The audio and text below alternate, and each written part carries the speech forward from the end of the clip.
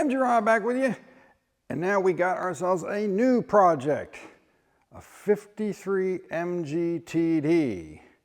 But as you can see, it's not quite all there. Not like me. Let's get going.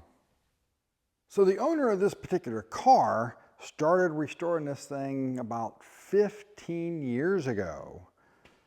He had the engine rebuilt then, had it painted, I think it was about 12 years ago, something like that, based on the date code on the paint of the picture he sent me of the paint.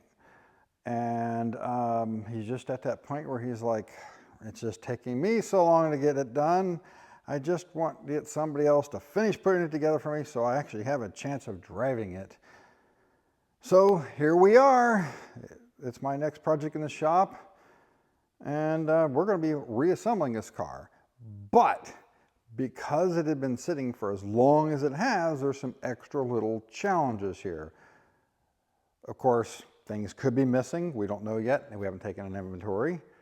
He does have a crapload of new parts for it, but like he redid all the braking system, still hasn't put any fluid in it yet, and the left rear was locked up and we had to drag it off the rollback to get it in here.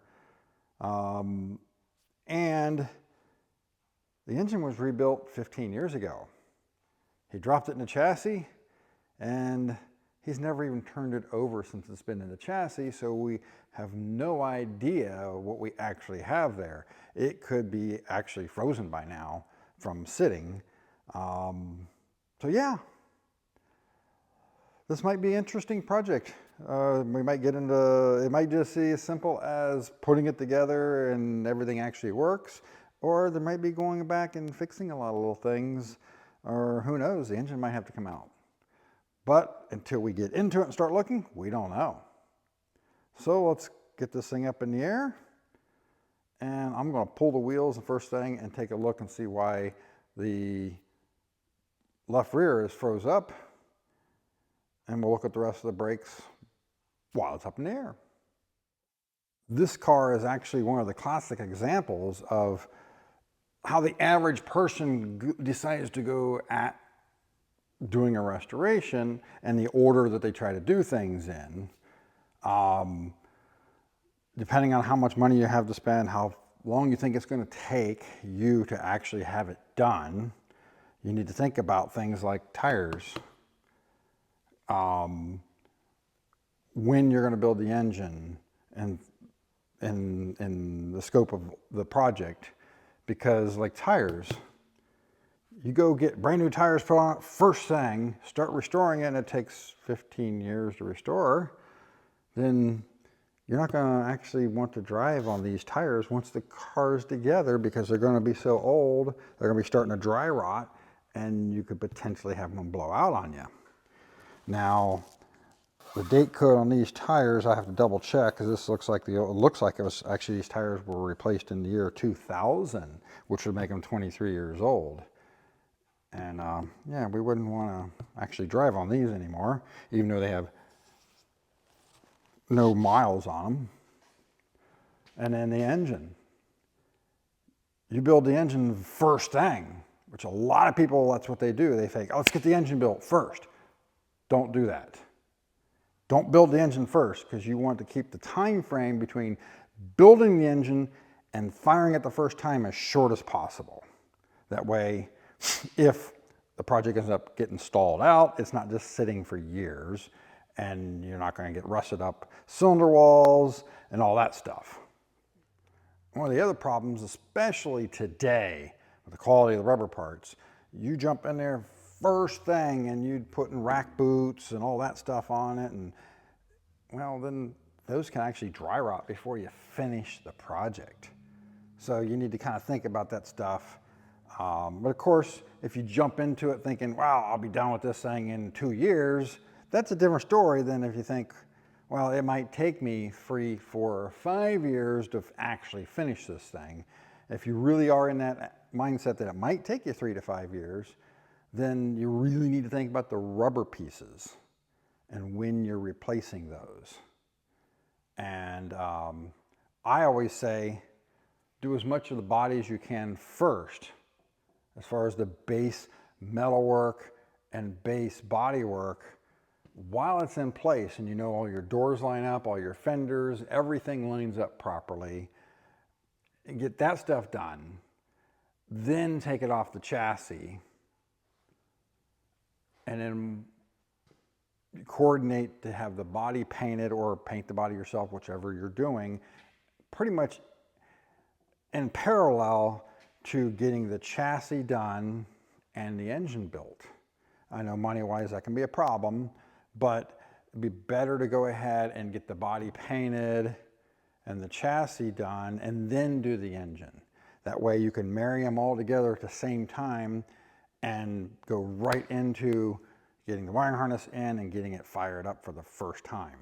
This one here, we're going to end up pulling all the plugs, putting my inspection camera down in the cylinders first before we even try to turn it, just to see what the cylinder walls look like and make sure that they are not just all rusted up really bad. And then we'll make a determination of what we're going to do from there.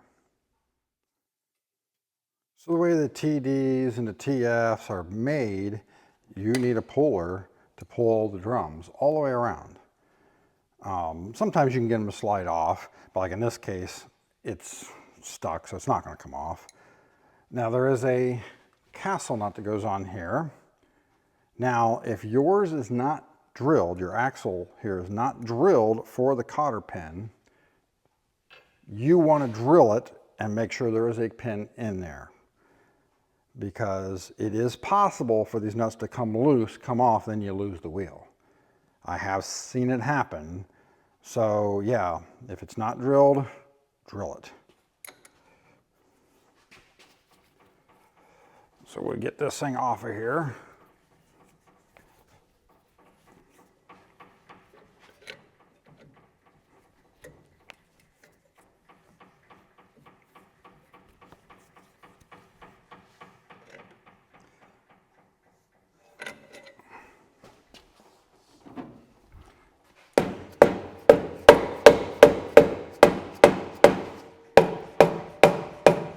Just in case the shoes are stuck, we want to try to get them to come loose and not like break any of the hardware.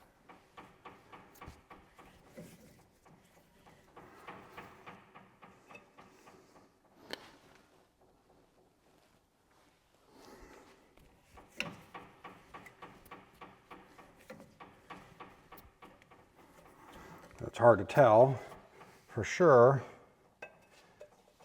when you're pulling this if it's just the brake shoes that are stuck or it's just that tight on the splines.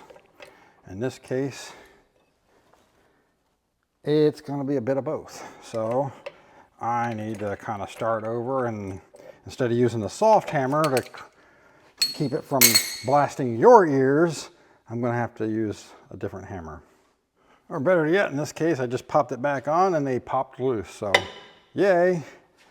So now we get to see what we actually got. Yeah, the inside of the drum is pretty crusty looking. I don't know if you guys can see that or not. Definitely needs cleaned and scrubbed up really good as a starting point to see what we got. And looks like wheel cylinders are already a bit crusty. So yeah, that's the problem with letting them sit for so long. You could end up going back and redoing a lot of the stuff that you already done, which is another point at saving some of this stuff until you're starting to see the light at the end of the tunnel. If you're trying to do this all by yourself, or not all by yourself, but if you're doing it yourself, not contracting it out where you know it's going to be done in a year and a half or something like that, or if you think it might take you longer, just wait. Literally wait on some of this stuff until the body's painted. You know, do the chassis, get it all painted, but don't actually put the brakes together until you're getting closer to the end. That way you don't have to go back and redo and replace a bunch of new parts. Not sure how well you can actually see it or not, but like this, the seals here. This one is totally, yeah, dried out and no longer any good. The other side already missing one altogether. So if we want this to actually be right and hold the grease and stuff, we're going to take all this back apart and replace all these seals. Actually, one thing I like to do to make sure you're not pulling the shoes off, because on the front it's really hard to tell because you're really fighting it against the bearings, which are an interference fit, is make sure you can spin this, which like here I had to beat on it to get it free to start with. And then you can literally spin it a little bit, make sure that they're not pulling the shoes off with it. If, you know, like in this case, they're hanging up and you're having some issues.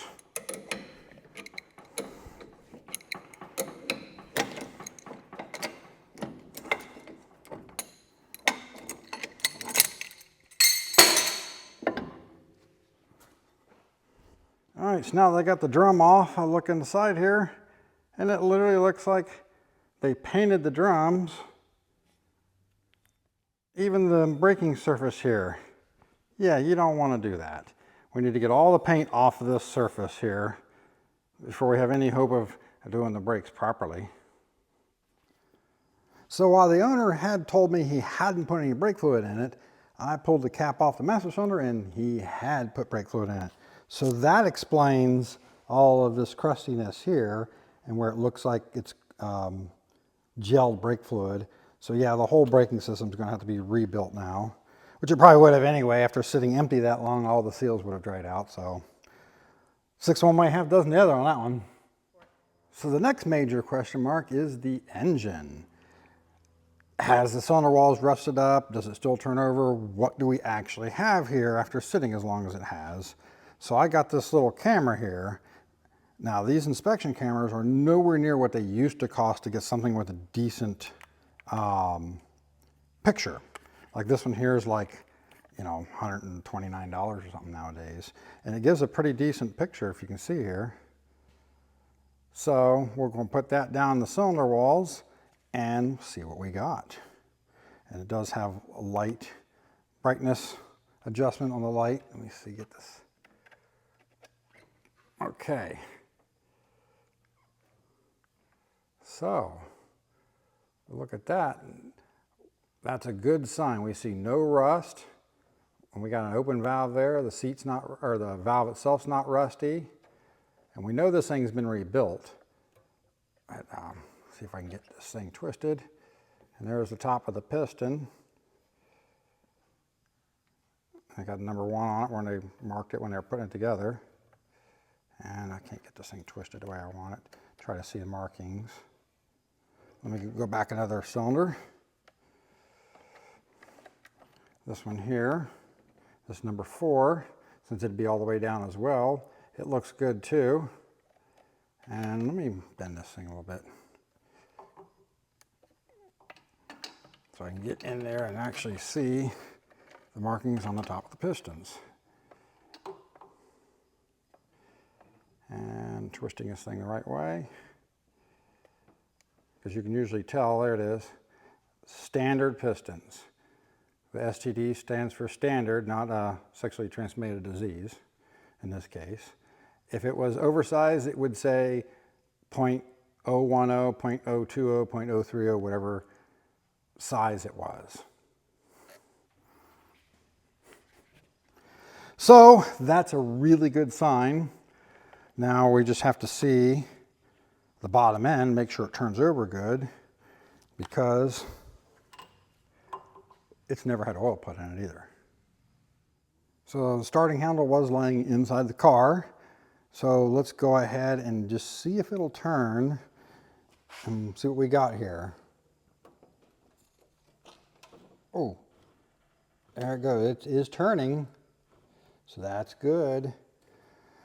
So that was some of our biggest concerns here. So now I can call the customer, talk to him about what we're going to do, saying that we're going to have to, does he want to go ahead and just replace all the wheel cylinders or rebuild everything? Because the cost difference isn't really, there really isn't much of anything. By the time you pay the labor to rebuild them, you can buy the wheel saunders new.